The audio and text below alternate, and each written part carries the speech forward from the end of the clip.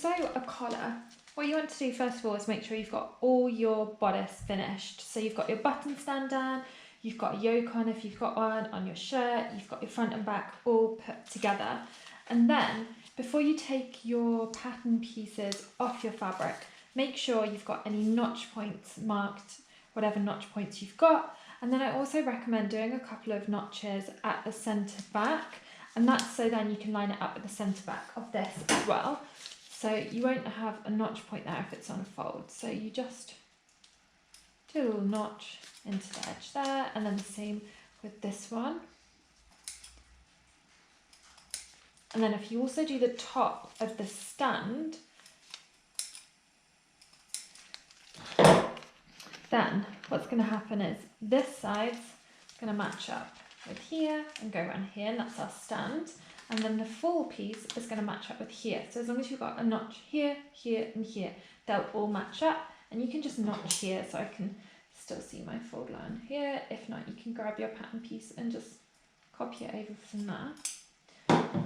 And then it just means you've got more points to match up. So I've got a notch here, I've got one where my side seam is, and then I know this is going around here.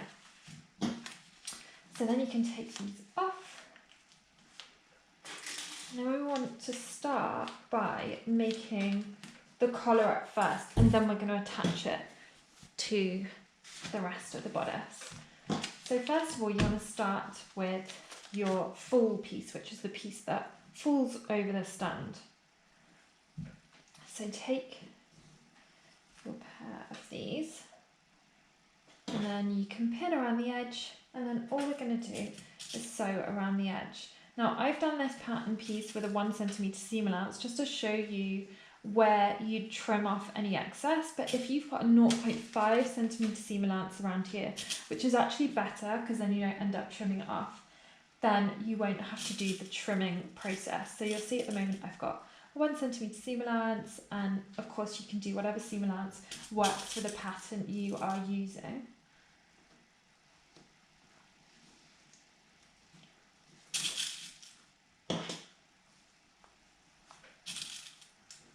And if you've got an interfacing, you want to iron this on first. So your interfacing is going to go within the area of the pattern, not the seam allowance. So around here is my seam allowance, and if I've got an interfacing piece, it's going to be stuck in this area here. And if you want to create one and you don't already have one, then just make a pattern piece, this area only here, so ignore any seam allowances, and you can just do it a couple of millimeters smaller, but making sure you keep it the same on the fold. But around these edges here, you can do it a couple of millimeters smaller, so then it doesn't interfere with any of your seams, and it doesn't create a huge wodge of fabric around these points. So these points will still be really nice and crisp, even though you've got an extra layer of interfacing. So then what you want to do is just sew around this.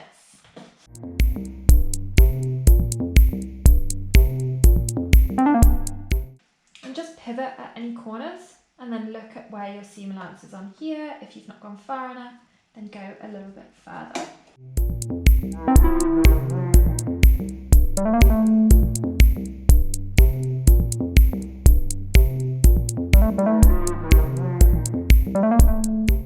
So now I've sewn around here, what I can do is trim edges, and I can snip into my curves, and that'll mean it'll be a lot crisper edge around the edge. So first of all, I'm just going to trim the corners, and you want to make sure you don't cut through the stitch line, but you go as close as you possibly can, really. And then the same for the other one. So you're just doing it so it's pretty much there, but just so you're not snipping into it. And then what you can do is, if you don't have a 0.5 centimetre seam allowance, trim all the way around here. So it is about 0.5 centimetres. And that just means you don't have layers of fabric around the edge, which make the collar all thick and wodgy and not very crisp.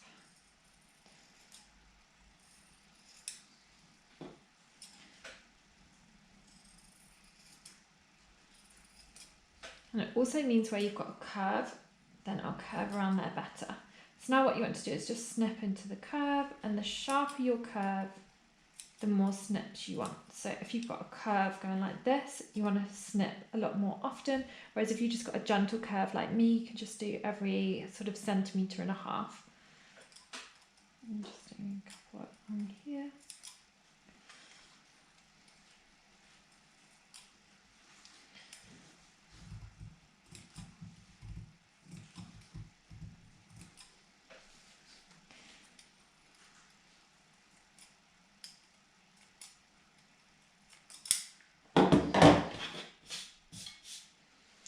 And then we can turn this the right way round.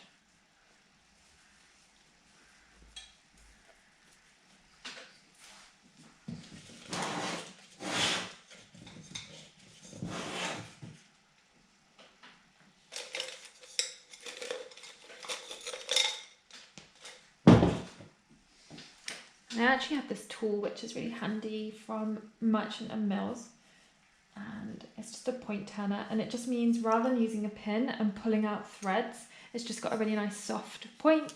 But the other thing you can use is a biro with a pen lid, which has a nice point on it too, but it's not too sharp.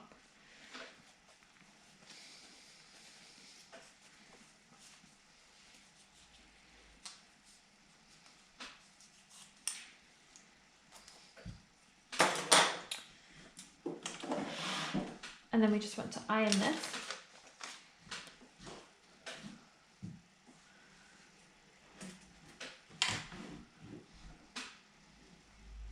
And this is the stage where you'll find if you've not clipped your curves enough, then the curves won't be really nice and crisp, and you can just go back and snip them a little bit more.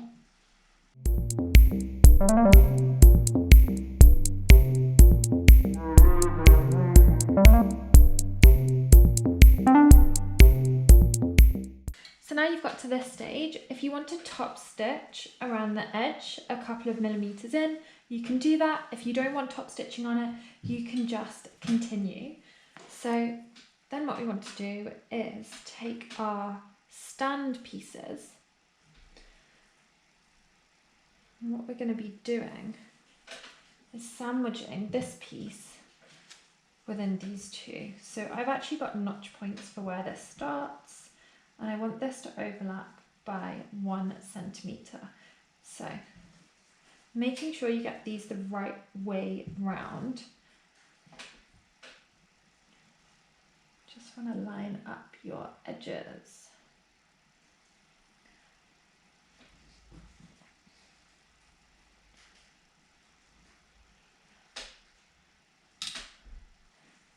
So my full points are pointing downwards, and this is my stand shape here.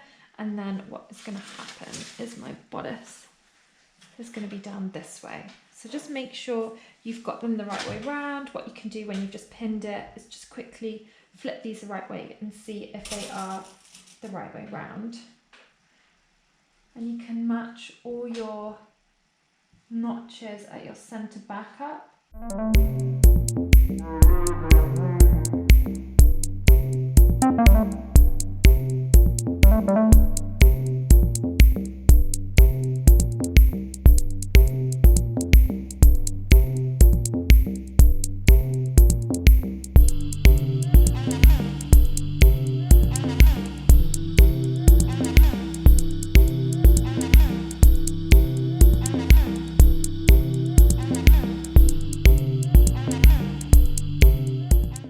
Again, if you've got an interfacing, you want to make sure you've ironed this on first, and if you want to create an interfacing pattern piece, you just want to do it the same size as your stand, but without any seam allowance, minus a couple of millimeters. So you're going to keep this edge the same, but then just mark in a couple of millimeters around here and trace off a new pattern piece for an interfacing. So now I've pinned that, what is going to happen is this is going to flip down, and then I've got my collar. So now I'm ready to sew this up. So I'm just sewing around this curved edge here.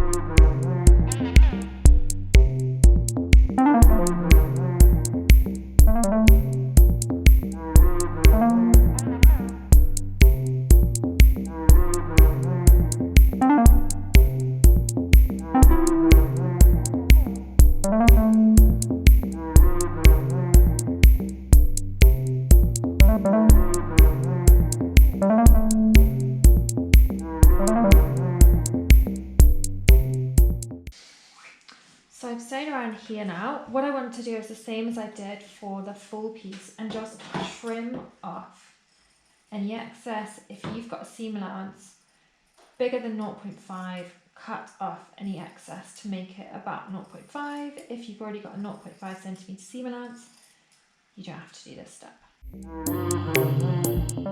And then we want to again just trim into these sharper curves. So then when we iron everything the right way round, it's going to be really nice and crisp at the edge.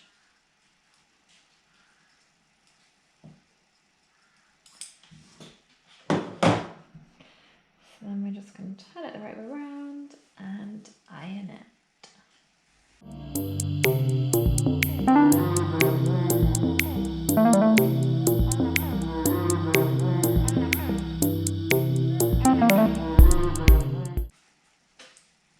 So now that you've got your collar made, what we're going to be doing is sewing this onto the bodice.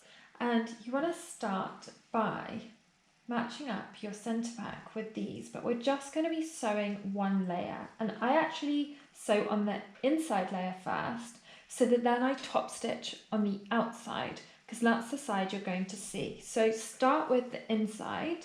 So fold out your bodice so you've got the inside layer, match up your centre back notch points, and then I match up my centre front on the edge of my button stand. And then if you've got another notch point where your shoulder seam is, match that up. So I start by matching up all my notches, and then I can just pin in between those. And it means that it should be pretty accurate.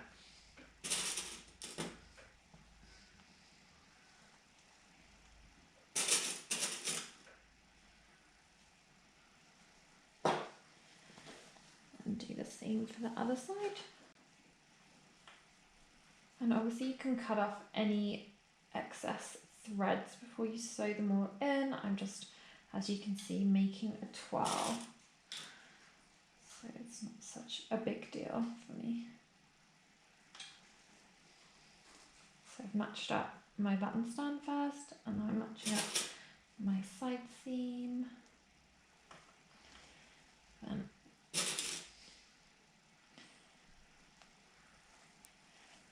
pin in between.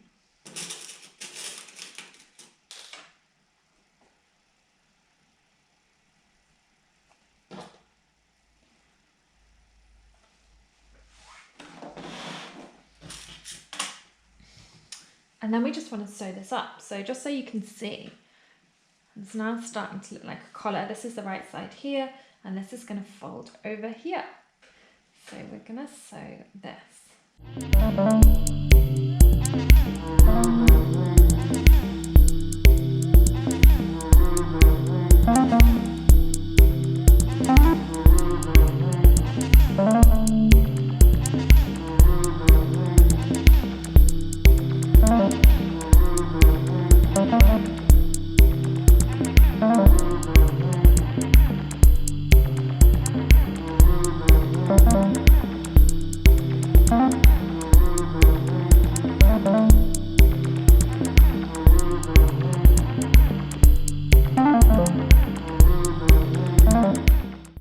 So I've now sewn the stand on to the inside.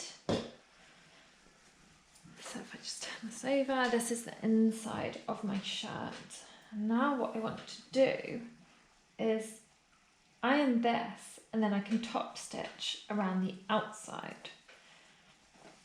So then if your top stitching doesn't match up as perfectly as you like it to, it's going to be not as obvious on the inside. Again, if you've got any threads showing, you can cut them all off. I'm just creating a twirl here, so I'm not so bothered. So what we're going to do is fold under the seam allowance and just iron it down.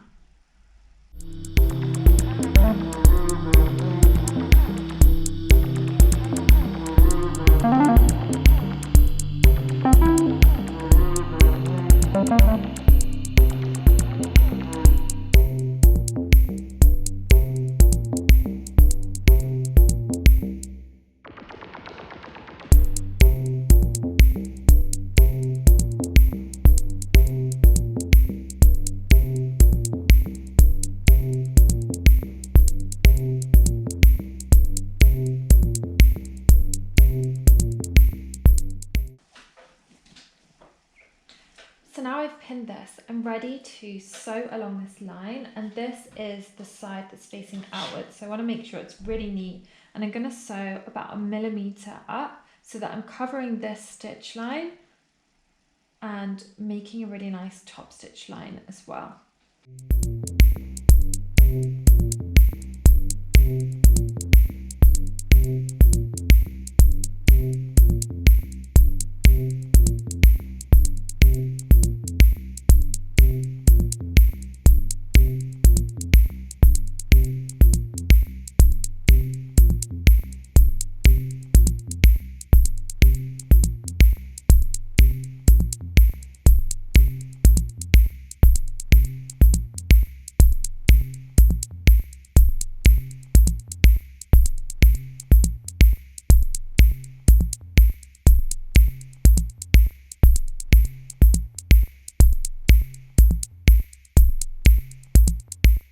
Alright, so just top stitched along here, and if you want to continue and top stitch all around your stand, you can do that, and then your collar is complete.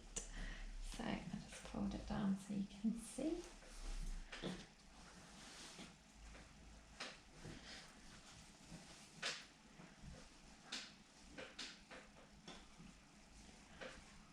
Like so. One complete collar. If you would like to start creating your own sewing patterns, then I have developed the perfect ebook for you. So my free ebook, An Introduction to Pattern Cutting, is really good for you to get started and understand what is behind pattern cutting and where to start. So I go through how it's going to help you, what pattern cutting is, the tools you need to get started, and lots of amazing things so you can really understand what's behind your sewing patterns and how to get started and creating your own patterns as well. You'll find the link to download this in the notes below.